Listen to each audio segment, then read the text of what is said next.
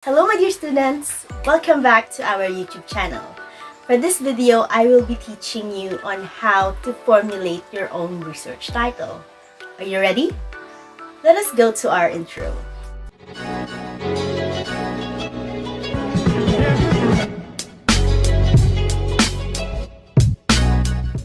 If you're new in this channel, I share educational content for senior high school students, particularly video guides for the self-learning modules. Bigyan niyo po ng suporta ang channel na to sa pamamagitan ng pag-like, pagko-comment, pag-share at pag-subscribe sa aking mga videos. Tigang salamat! As you can see, napagtripan ko na naman mag-dress up ngayon. I put on wigs and do some makeups kahit hindi ako marunong and nag-ayos lang ako kasi trip ko lang ngayong araw. But, dahil nakapag-ayos na nga ako, I decided to film this video na rin para at least I look pretty naman, diba, on the video. So, in this video, I will be teaching or giving you the elements of a research problem, sources where can you find your research problem. I will also give you ideas kung nahihirapan kayo mag-isip ng topic for your research title, and I will also give you examples of qualitative research titles. Are you ready? Let us go to our slides. Hello everyone. So the first task that I assigned to you as a group is to formulate your own research title. And one of the critical steps that anyone takes in thesis writing is choosing their problem and choosing their title. A great number of students find this stage stimulating, if not challenging.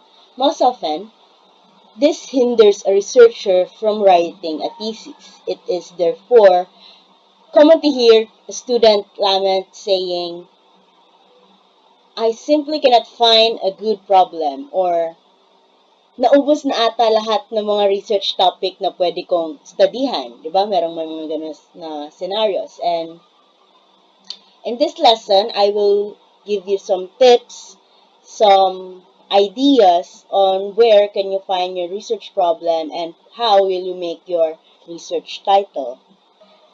So, a research problem has 5 elements. We have number 1, your aim, purpose, or objectives of the problem and investigation. These answers the question why or why is there an investigation, inquiry, or study.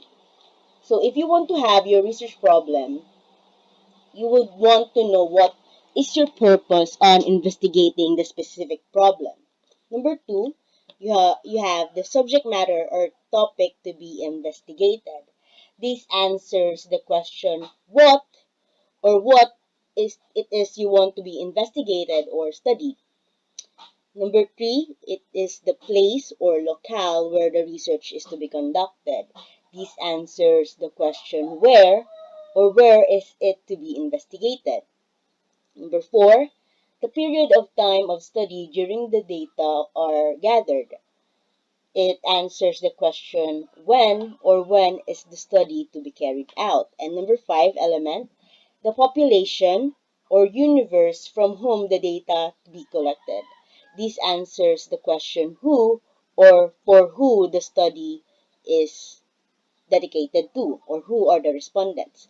So these are the elements of your research problem. If you're finding a research problem or if you have a research problem, it should have the following elements. Sources of the research problem. So since we already know what are the elements of a research problem, let us know saan ba tayo makakakuha or where are the sources that we can find a research problem or a research idea or a research topic. Number 1 is actual problem encountered. Many problems confronted in the classroom, school, or the community lead themselves for investigation, and they are perhaps more appropriate for the beginning researcher than problems more remote from his experience. So, like you guys, you are still on grade 11, so you can focus on the actual problems that you have encountered, maybe in classroom settings, or maybe your experiences during your modular learning, blended learning, what are your actual problems encountered in school or in your communities, etc., etc. Number two, we have technological changes and curricular developments. These changes and developments are constantly bringing forth new problems and new opportunities for research, like educational innovations that are being advocated in classroom organizations, the teaching materials and procedures, and the application of technical devices and equipment. Since technology is ever changing, you can grab this opportunity to find these developments or to find research problems from these changes and developments. For example, there is a new curriculum given by the school, or if the teaching materials and procedure is effective, if the application of the technology in school is effective, etc., etc. Number three, we have consultation. This pertains to graduate students' consultation with a course professor and advisor. This is where your research advisor takes in place. You can have consultations with them.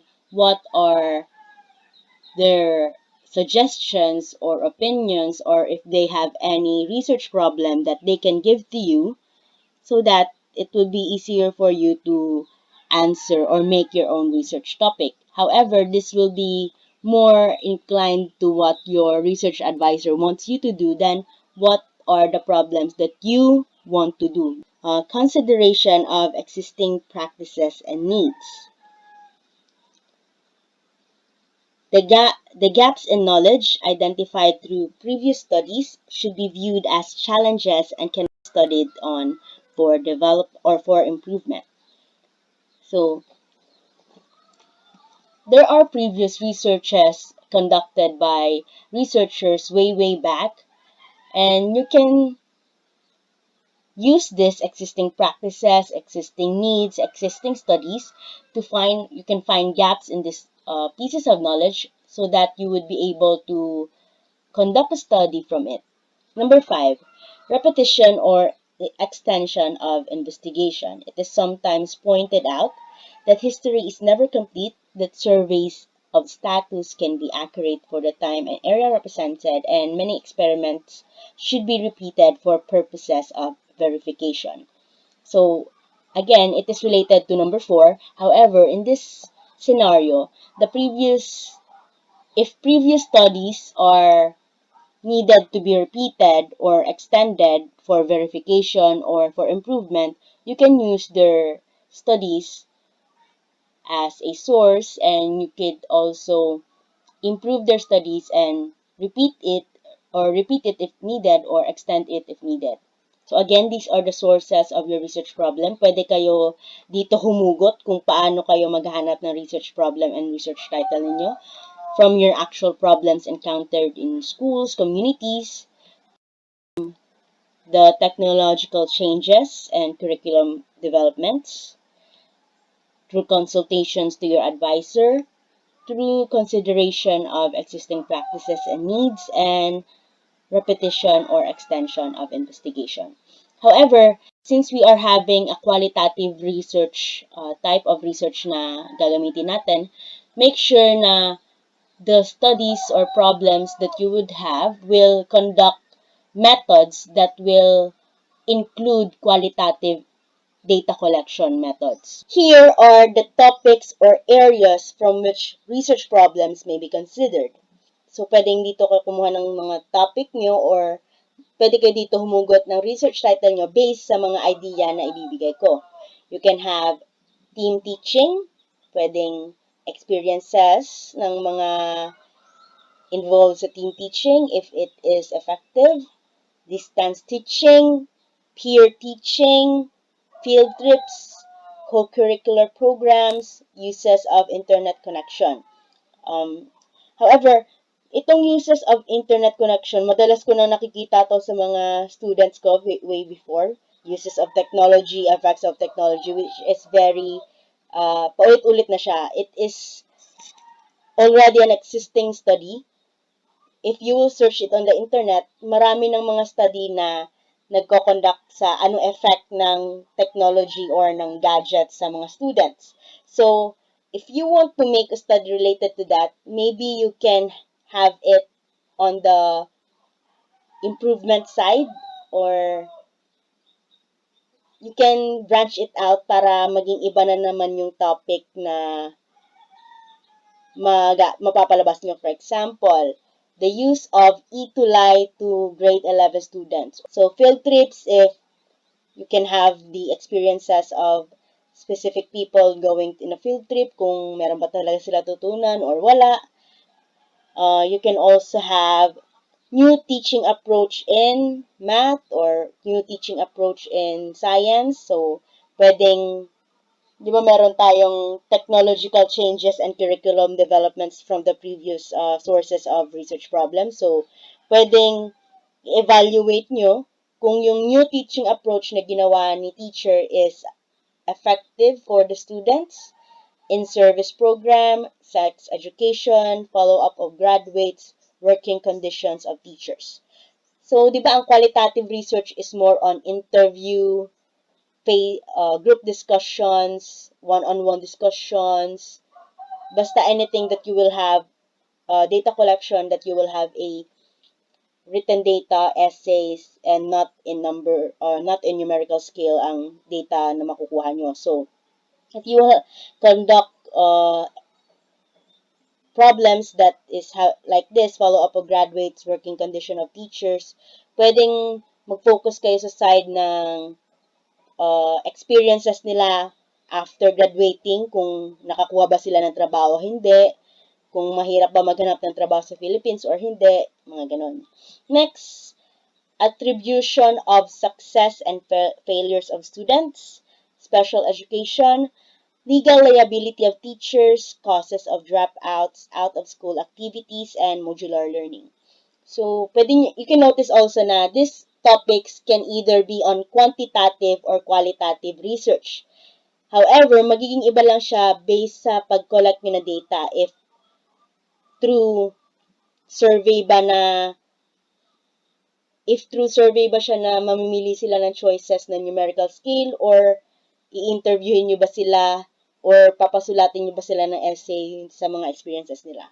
So, pwede siya quantitative research, pwede siyang qualitative research, magdedepende lang kung paano nyo i-gather ang inyong data. So, we also have work study programs, audio-visual learning instruction, guidance counseling program, perceptions of administrative leadership, and student management. So, these are the topics or areas that you can focus on if you are having hard time finding research problems. Pwede ito. Pwede kayo dito kumuha ng mga topics nyo. And just discuss it with your group mates kung kung saan yung area pupunta ba. Gusto nyo bang kunin ang experience nila? Gusto nyo bang malaman kung anong naging epekto sa kanila? Kung gusto nyo bang malaman yung what made them do this, what made them view the things like this, like that, etc., etc. How can I make a qualitative research title? So again, katulad na sinabi ko kanina, any topic could be quantitative or qualitative. Magdedepende lang kung paano nyo i-gather ang data nyo. So, we have different types of qualitative research methods. We are focusing on qualitative research methods and research titles since this is practical research 1 and we will produce an output, a qualitative research output. So, ito yung mga gagawin yung mga procedure. Pwedeng i-one-on-one interview nyo yung mga participants nyo, focus groups, kung gusto nyo lang specific group lang ng mga students or specific group ng indigenous people, or gusto nyo lang ba ng mga 60 to 65 years old na mga senior citizens, or kung gusto nyo ba na mga single mother lang, or single father lang, or gusto nyo ba na mga working employees on government or mga non-working people. Yan. Next, ethnographic research, case study research, record keeping, and qualitative observation. So, next, I have here different research title examples. This is for qualitative research. We have number one, Life During Martial Law, a perspective from a survivor. So this is a qualitative research because it is a perspective from a survivor. Pwedeng ang data collection method ninyo dito is interview, one-on-one interview from the survivor. Middle skills development of technical, vocational, and livelihood students in Mulave Vocational Technical School. So, pwede na focus group to. Yung kukunin nyo lang is technical, vocational, livelihood students ng Mulave Vocational Technical Schools. You can have a focus group discussion to them about their middle skills development. Magiging qualitative research na siya if interview. Pero kung gusto nyo na may papa-answer sa kanila na survey, na magra-ranking sila kung paano nila develop yung skills nila, that would be quantitative na. Pero if qualitative, it will be in a series of interviews. Next, delineating the experience of parents as learning facilitators during the pandemic. So, experiences ulit. So, it will be qualitative. Teachers' plight at the onset of new normal learning in Pasig City. So, again, this is from the teacher's point of view. So, you will interview your teachers. Next, perceptions of COVID-19 vaccines to the residents of Molave, Zamboanga del Sur. So, this is perceptions. Again, you will get the perception of your residents. Next, pinagtagpo ngunit hindi tinadhana. Live experiences of long-term couples who did not end up with each other. So, focus group ulit to na yung kukunin nyo mga long-term couples na hindi nag-end up with each other. So, you can interview them and write down their answers or write down their mga saloobin nila, and you can interpret that in your qualitative research. So that would be all for formulating your research title. Basically, you will find your research problem, what type of problem or where do you want to find your research problem. Then, you will formulate your title based on what you want to do, paano nyo susolusyonan, and make sure na the data collection methods that you will use will be qualitative research methods. Thank you for listening, everyone, and enjoy your day. Bye!